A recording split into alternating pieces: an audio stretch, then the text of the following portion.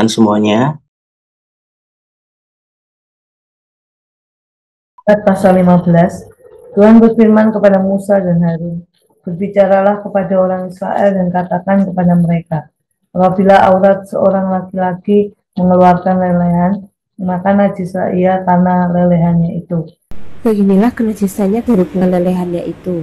Bila auratnya membiarkan lelehan itu mengalir, atau bila auratnya menahannya sehingga tidak mengeluarkan lelehan, maka itulah kenajisannya. Setiap tempat tidur yang ditiduri orang yang mengeluarkan lelehan itu menjadi najis, dan setiap barang yang ditidurinya menjadi najis juga.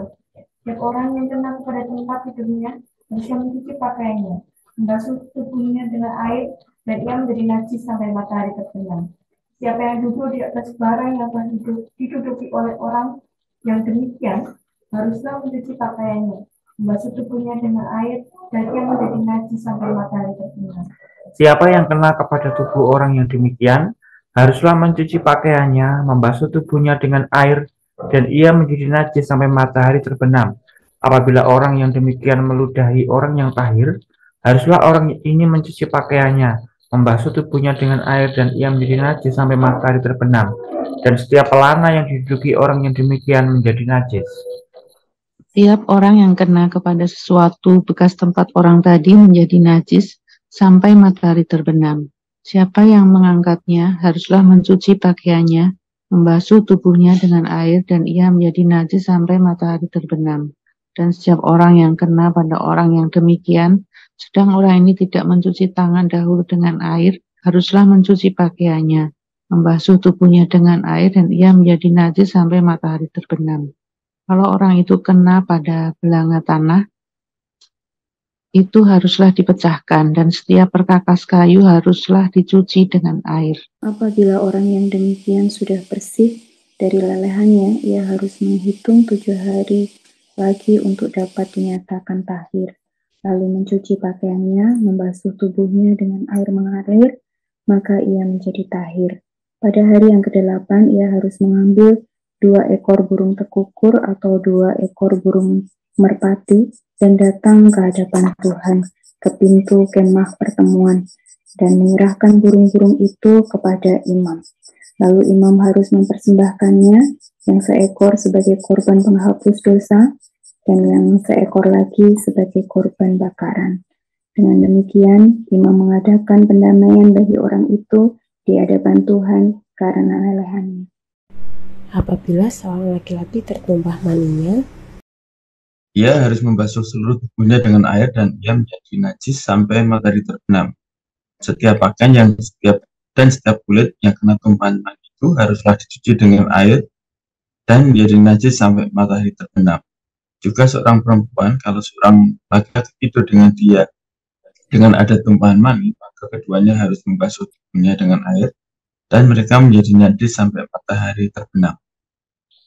apabila seorang perempuan mengeluarkan lelehan, dan lelehannya itu adalah darah dari auratnya, ia harus 7 hari lamanya dalam memar kainnya, dan setiap orang yang kena kepadanya menjadi najis sampai matahari terbenam.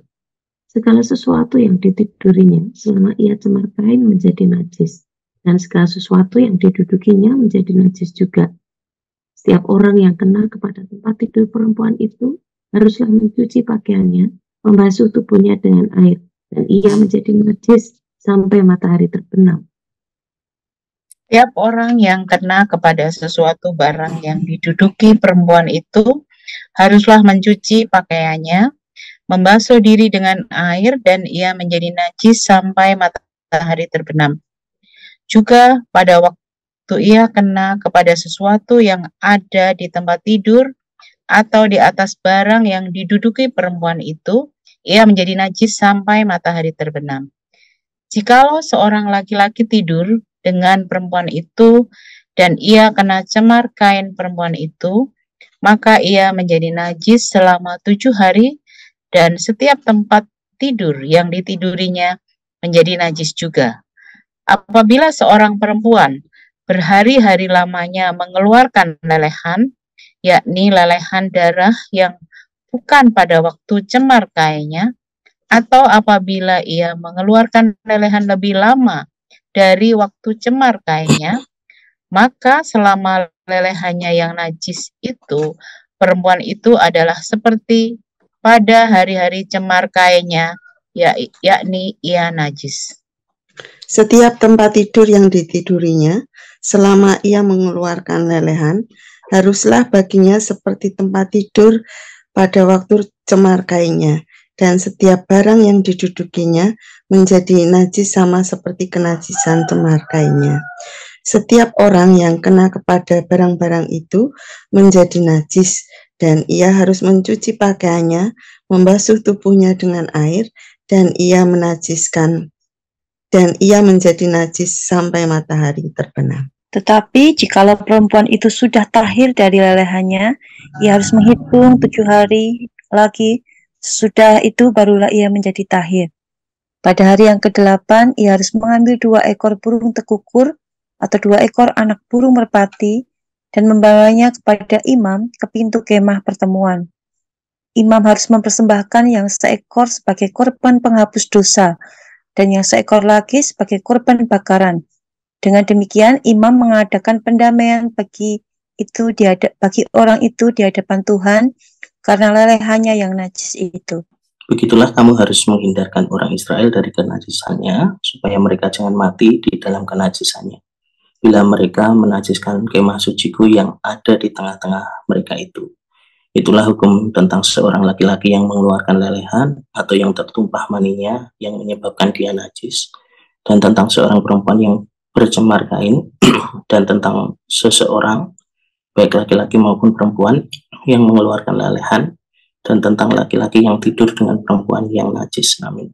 Bapak, Ibu, Saudara yang dikasihi Tuhan Yesus, pada Imamat 15 ini, pada bagian yang sudah kita baca ini tadi, mengatur tentang hukum tentang seorang laki-laki yang mengeluarkan lelehan atau yang tertumpah maninya yang menyebabkan dia najis, ini di ayat 32 dan 33 ini, dan juga tentang seorang perempuan yang bercemar kain, dan tentang seorang baik laki-laki perempuan yang mengeluarkan lelehan, dan tentang laki-laki yang tidur dengan perempuan yang najis itu.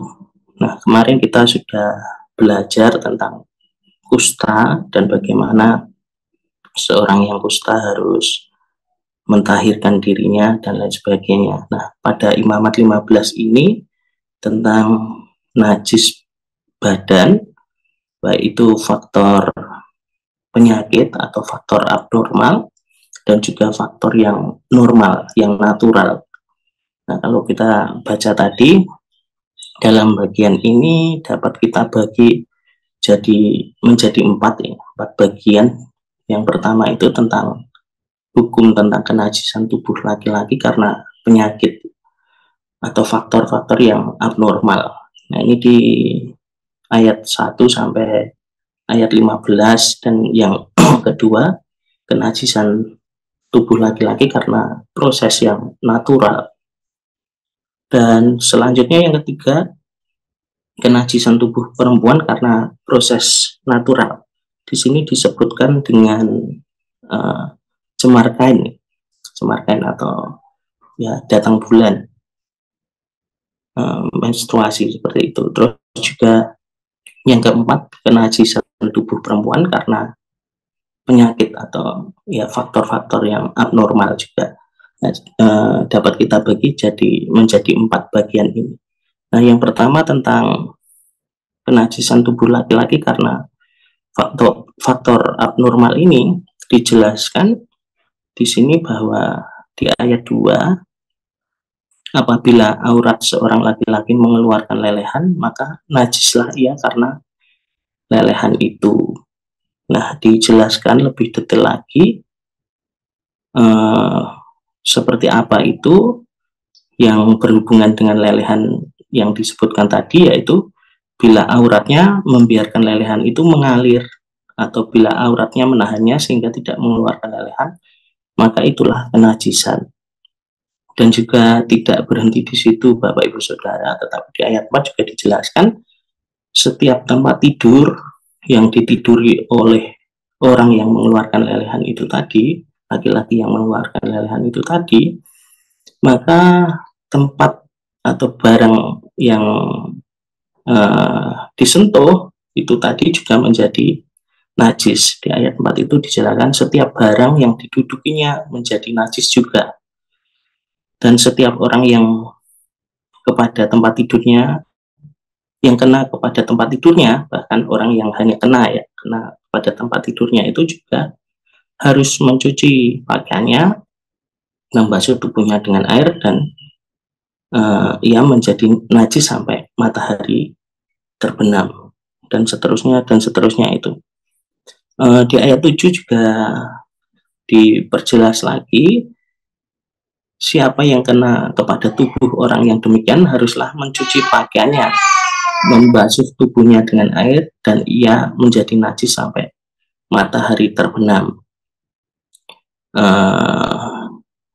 Di ayat 8, apabila orang yang demikian meludahi orang yang tahir jika kena ludah atau diludahi oleh orang yang najis tadi, dia juga harus mencuci pakaiannya, membasuh tubuhnya dengan air, dan ia menjadi najis sampai matahari terbenam. Nah, ini diulang terus Bapak Ibu Saudara dari hal-hal tadi. Pada intinya setiap orang yang najis karena lelehan tadi, seorang laki-laki yang mengalami lelehan, atau di sini bisa kita lihat sebagai sebuah faktor yang abnormal, gitu, atau karena penyakit yang berkaitan dengan kelamin laki-laki ini, maka mereka najis dan harus mencuci pakaiannya dan membasuh tubuhnya dengan air, dan mereka menjadi najis sampai matahari terbenam. Nah, itu yang terjadi Bapak Ibu Saudara. Dan ini hal yang khusus dan membedakan dengan kenajisan tubuh laki-laki yang karena proses normal. Dijelaskan di ayat 13 bahwa apabila orang yang demikian sudah bersih dari lelehannya, ia harus menghitung 7 hari lagi untuk dapat dinyatakan tahir, lalu mencuci pakaiannya, membasuh tubuhnya dengan air mengalir, maka ia menjadi tahir. Tetapi ada tambahannya di ayat 14, pada hari yang ke-8 ia harus mengambil 2 ekor burung tekukur atau 2 ekor anak burung merpati dan datang ke hadapan Tuhan ke pintu kemah pertemuan dan menyerahkan burung-burung itu kepada imam. Dan imam harus mempersembahkan persembahan itu tadi sebagai korban penghapus dosa, dan yang seekor lagi sebagai korban bakaran. Dan dijelaskan dengan demikian imam mengadakan pendamaian bagi orang di hadapan Tuhan karena lelehannya. Jadi ada pendamaian karena imam telah memberikan korban tadi, korban penghapus dosa dan korban bakaran. Nah, selanjutnya di ayat 16 sampai 18 ini terkait dengan hal-hal yang natural begitu Bapak Ibu Saudara. Jadi dijelaskan seorang laki-laki tertumpah maninya, dia harus membasuh seluruh tubuhnya. Tetapi pada kasus yang natural ini tidak dijelaskan bahwa orang tersebut harus memberikan korban penghapus dosa dan korban bakaran seperti pada yang disebabkan karena penyakit atau faktor abnormal yang kita baca tadi. Terus selanjutnya hukum tentang perempuan, nah itu mirip-mirip juga yang di ayat 19 sampai 24 itu terkait dengan proses yang natural. Nah, ayat 19, apabila seorang perempuan mengeluarkan lelehan dan seterusnya, ia harus 7 hari lamanya dalam cemar kainnya, dan setiap orang yang kena kepadanya menjadi najis sampai matahari terbenam. Nah, ini terus sama ya, mirip. Dan di ayat 23 juga pada waktu ia kena pada sesuatu yang ada di tempat tidur atau di atas barang yang diduduki perempuan itu, ia menjadi najis sampai matahari terbenam. Dan bahkan jika seorang laki-laki tidur dengan perempuan itu dan ia kena camar kain perempuan itu, maka ia menjadi najis selama 7 hari dan setiap tempat tidur yang ditidurinya menjadi najis juga. Dan di ayat 25 sampai yang ke 28 ini tentang najis yang faktor abnormal, dan dijelaskan juga harus memberikan korban penghapus dosa dan juga korban bakaran tadi. Di ayat 7 ini setiap orang yang kena kepada barang-barang itu menjadi najis dan dia harus mencuci tubuhnya dengan air dan menjadi najis sampai matahari terbenam. Nah, ini sama. Nah, Bapak Ibu Saudara yang dikasihi Tuhan, menjadi pertanyaan kita bahwa sebenarnya ini kan proses yang natural, seperti datang bulan, dan mungkin kalau yang untuk laki-laki mungkin mimpi basah dan lain sebagainya, itu kan hal-hal yang normal begitu, hal-hal yang natural, dan itu memang suatu suatu hal yang memang harus terjadi pada manusia gitu. Tetapi kenapa Tuhan juga mengharuskan, mengatur bahwa itu adalah sesuatu yang najis dan tidak boleh bersinggungan dengan Tuhan gitu.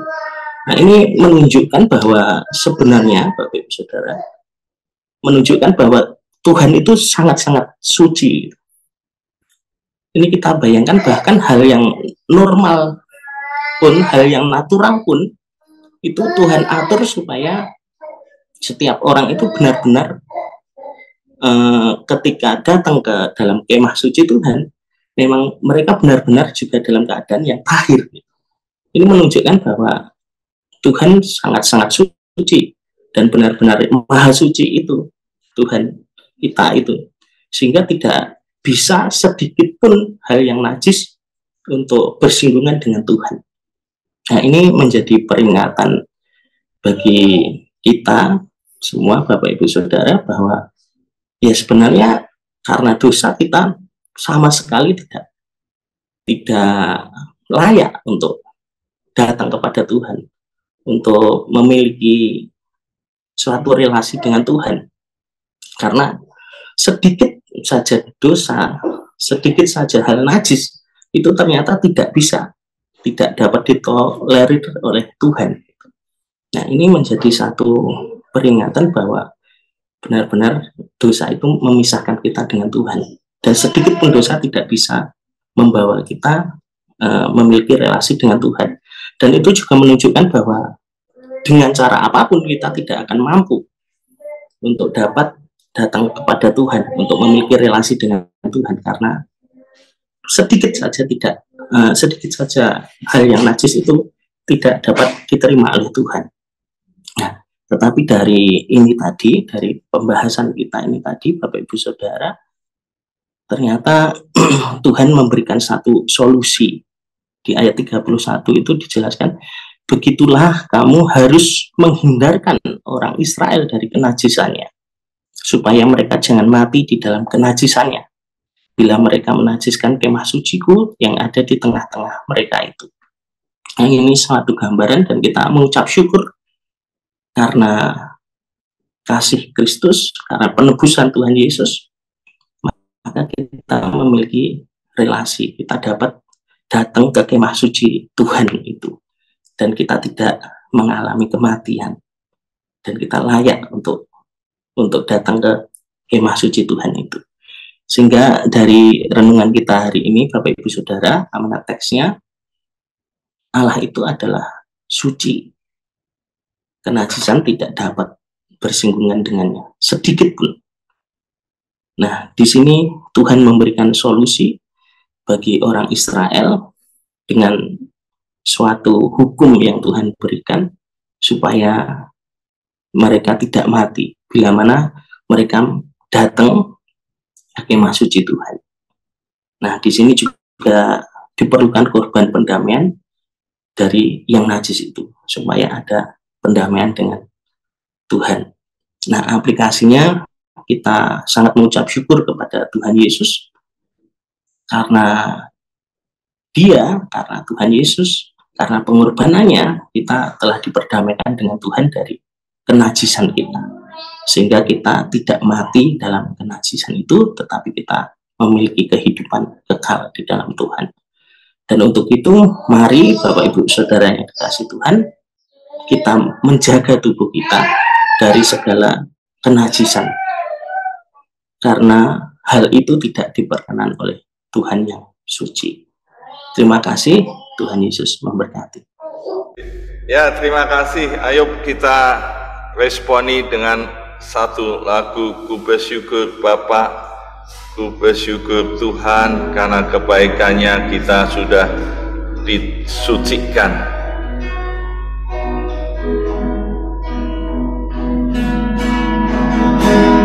Banyak yang kau berbuat di dalam hidupku, rancangan indahmu terjadi di hidupku. Bapa yang mengerti segala yang ku perlu, kasih-Mu sempurna nyata dalam hidupku. Ku bersyukur Bapa, ku bersyukur Tuhan, buat kasih setiamu di dalam hidupku.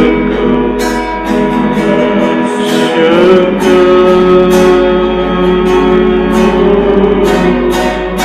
ku bersyukur Bapa, ku bersyukur Tuhan, buat kasih setiamu di dalam hidupku.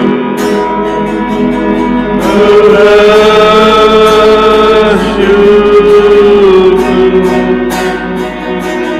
Tuhan, oh ku bersyukur Bapa, biarlah kita katakan bersyukur Bapa, ku bersyukur Tuhan, buat kasih setiamu di dalam hidupku. Bersyukur,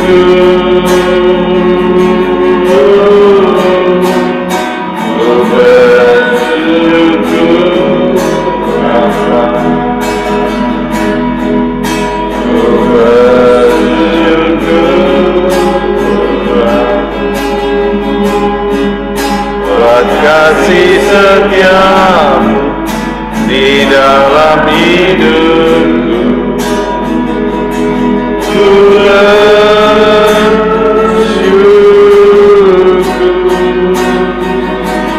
Tuhan, ku kasih, haleluya. Biarlah pagi ini kita mau bersyukur, kita saudara yang sudah mendapat pentahiran dari Tuhan, penyucian, penebusan dosa. Biarlah hari ini kita bersyukur, kita boleh punya relasi dengan Allah dalam kekudusan. Kita bersyukur bersama-sama. Terima kasih Tuhan, aku terus mengucap syukur karena kasih karunia-Mu di dalam Yesus Kristus. Aku sudah disucikan, sudah ditahirkan, dosa-dosanya sudah diampuni di kayu salib. Aku mengucap syukur segala kebaikan Tuhan. Aku terus mengucap syukur segala kemurahan Tuhan yang terjadi dan ditahirkan, disucikan dan menjadi layak. Aku mengucap syukur Tuhan. Terima kasih Tuhan, terima kasih bahwa nama Yesus ditinggikan, dimuliakan. Kami terus mengucap syukur.